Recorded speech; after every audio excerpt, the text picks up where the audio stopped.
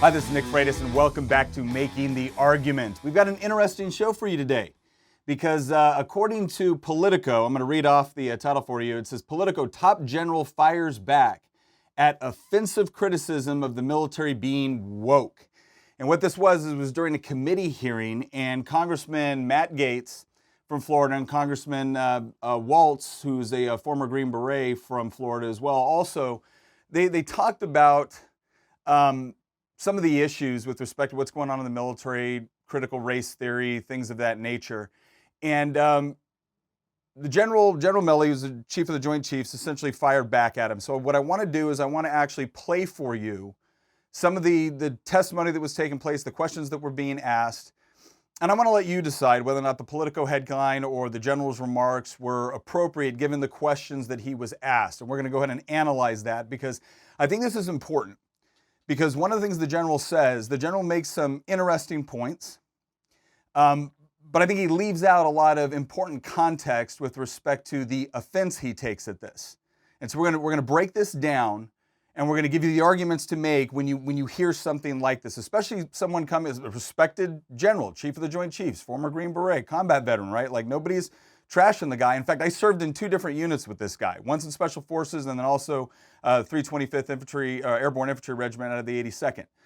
So it's not disrespect to the general, but there's a huge problem with the way that he broke this down. So let's go ahead and look at some of the questions that took place. I'm going to start with Congressman Gaetz' questions, which he got a response from the Secretary of Defense, former General Austin. So let's look at that first. But I've asked the question to Secretary Austin. I don't know what the issue of critical race theory is and what the relevance here with the department. We do not teach critical race theory. We don't embrace critical race theory, and I think that's a spurious conversation. And so we are focused on extremist behaviors. Okay, so first, you heard Secretary of Defense Austin say that they don't teach or embrace critical race theory. All right, and then he talks about they're interested in radical behaviors, extremist behaviors, and that's all fine. Now there's already been, you can go out there, you can Google search it, you'll find that some of what they consider to be extremist behaviors are somewhat interesting. Some of them are spot on, others are a little bit questionable. But it's this whole idea that they're not teaching critical race theory. Okay, that was the comment he was made. Now I want to go to Congressman Waltz remarks on this because I think he brings up something very important here. So let's listen to Congressman Waltz. Says, with regards to critical race theory, there is one course that has this theory as part of the syllabus. There are 2 lessons on critical race theory. There is a book on critical race theory titled Critical Race Theory and Introduction.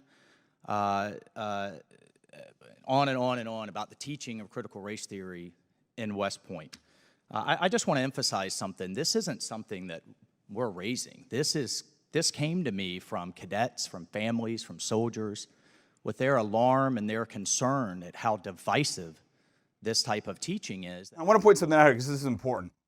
Because right off the bat, it was advertised as, okay, Republicans are now adding something into a conversation, into a committee hearing that the committee hearing is not supposed to be addressing, and that they're just bringing it up, and the insinuation is for political purposes. You heard General Austin say, I don't know why this is relevant to this conversation, and saying that they don't teach it. Well, I mean, here's Congressman Waltz showing about, no, we've actually gotten comments and concerns from people in the military, families, military officers, which Congressman Gaetz talked about, all bringing this up as a potential issue and demonstrating that, no, it is actually being taught, okay, and that the concern is coming from people in the military that have contacted them as their congressmen. So, again, they're doing their job. They're bringing up an issue before the Secretary of Defense, before the Chief of the Joint Chiefs. All right, let's see what else he has to say.